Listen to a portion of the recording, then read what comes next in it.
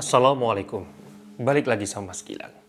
Demi pesugihan, orang tua tega menganiaya secara tragis dan bengis anaknya sendiri. Bahkan mencongkel mata anaknya yang baru saja berusia 6 tahun. Hingga saat ini, bahkan di masa yang modern ini, masih banyak masyarakat yang percaya akan pesugihan. Pesugihan dianggap cara yang sangat instan untuk memperkaya diri. Dalam prosesnya, pesugihan ini melibatkan media goib.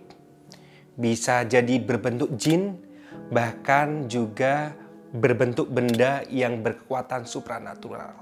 Dan kali ini, di konten ini, Mas Gilang akan membahas macam-macam pesugihan di Indonesia.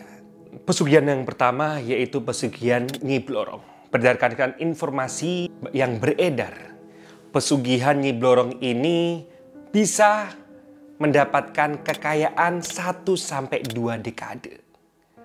Namun, pesugihan Nyi Blorong ini menggunakan media tumbal dengan syarat orang yang melakukan pesugihan tersebut ketika meninggal, jasad dan ruhnya adalah milik dari Nyi Blorong. Jadi ketika Anda pesugihan Nyi Blorong ini ya, jadi ibaratnya kalau di kehidupan nyata Anda sudah menuliskan di atas kertas jika Anda meninggal, roh Anda itu akan menjadi pengikut dari Nyi Blorong. Yang kedua yaitu pesugihan Gunung Kemukus. Mungkin pesugihan ini banyak dari teman-teman yang udah pernah dengar. Dan syarat dari pesugihan ini yaitu kita diharuskan untuk melakukan hubungan OOIE atau hubungan seksual kepada penghuni Gunung Kemukus dulu. Jadi di Gunung Kemukus itu sudah disediakan gubuk-gubuk, namun pemerintah daerah setempat menepis akan adanya berita itu. Tapi kemarin juga baru viral ada media dari Australia yang mendokumentasikan kegiatan tersebut. Kalau nanti cari YouTube lah, namanya Sex Mountain. Wah, bayangin sampai media internasional itu meliput kejadian pesugihan di Gunung Kemukus ini. Pesugihan ketiga yaitu pesugihan Gunung Kawi. Pesugihan Gunung Kawi ini terletak di Desa Wonosari, Kecamatan Wonosari, Kabupaten Malang. Katanya di antara pesugihan-pesugihan lain, pesugihan Gunung Kawi ini pesugihan yang paling mudah. Jadi yang berminat mencari pesugihan di sana atau pengunjung yang memang meniatkan diri untuk mencari pesugihan di sana, dia diwajibkan untuk melakukan ritual Tapa Broto di bawah pohon besar yang bernama pohon Dewan Daru. Ritual Tapa Brata ini dilakukan pada hari Jumat Legi. Bukan hanya itu, pada tanggal 12 tiap bulan Suro, Gunung Kawi ini juga banyak mengalami kelonjakan pengunjung untuk melakukan ritual tersebut. Yang keempat yaitu pesugihan tuyul. Pasti teman-teman gak asing dengan pesugihan ini. Ya benar, pesugihan tuyul itu kita jadi istilahnya kita seperti halnya mengadopsi. Tapi yang diadopsi ini bukan anak-anak kecil yang nyata, tapi berbentuk makhluk halus. Dan sebagian orang yang bisa melihat anak-anak ibihum ini, itu katanya anak kecil makhluk halus ini mempunyai badan yang berbulu dan gigi yang runcing. Banyak mitos juga. Jadi tuyul ini juga harus diberi susu. Dan ini susu ini harus dari sumbernya. Paham kan? Jadi kalau ada keluarga suami istri ya, istrinya ini harus menyusui tuyul tersebut. Wah, ngeri kali ya. Yang kelima, pesugihan babi ngepet. Pesugihan ini akhir-akhir ini sangat-sangat viral. Dan bahkan ada juga tetangga yang nggak pernah keluar rumah tapi dikira itu pesugihan babi ngepet. Ya, inilah. Jadi orang-orang swasta kadang kalau kaya dibilang babi ngepet. Terus orang-orang PNS kalau kaya dibilang korupsi, jadi bingung ya. Dan peristiwa babi ngepet ini ternyata itu sudah ada semenjak dari dahulu.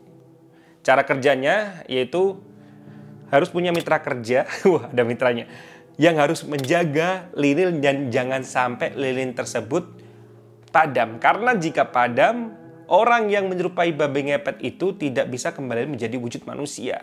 Dan babi ngepet ini bisa mengambil benda-benda berharga, uang, emas, dan segalanya. Yang keenam yaitu pesugihan Gunung Talamau. Gunung Talamau ini terletak di daerah Sumatera Barat dan Gunung Talamau ini terkenal banyak sekali danau dan telaganya. Kebanyakan pengunjung atau yang mau mencari pesugihan di sana itu bertujuan untuk mencari nomor togel.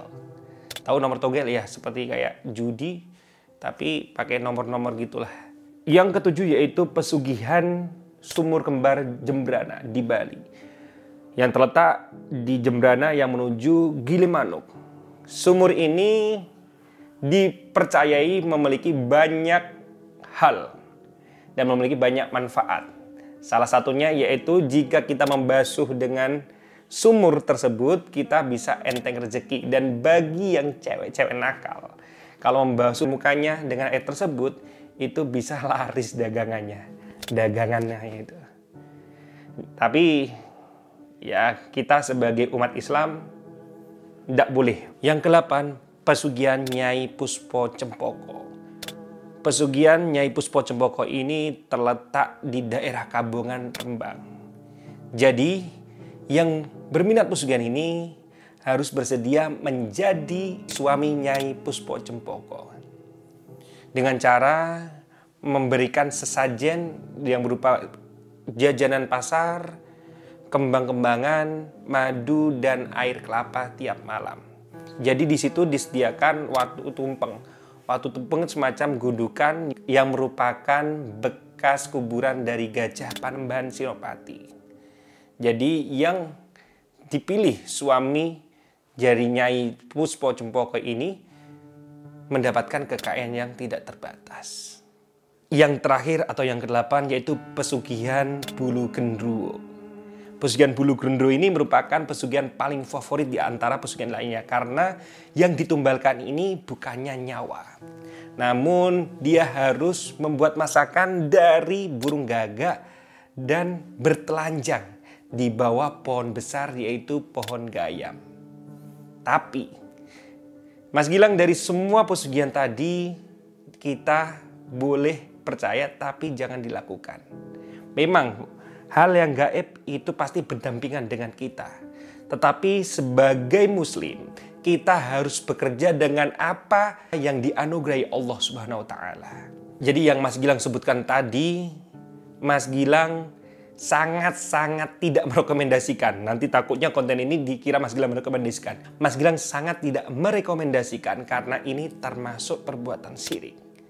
Memang tadi ada Bulu Gendruwo katanya tidak mengakibatkan nyawa juga. Belum tentu juga. Dan banyak juga kejadian orang yang susah meninggal itu gara-gara di masa lampau dia pernah mengambil pesugihan. Oke, mungkin cukup sekian konten dari Mas Gilang. Jika kalian ingin kisah apa, bisa tulis di kolom komentar. Terima kasih atas perhatiannya. Wassalamualaikum warahmatullahi wabarakatuh.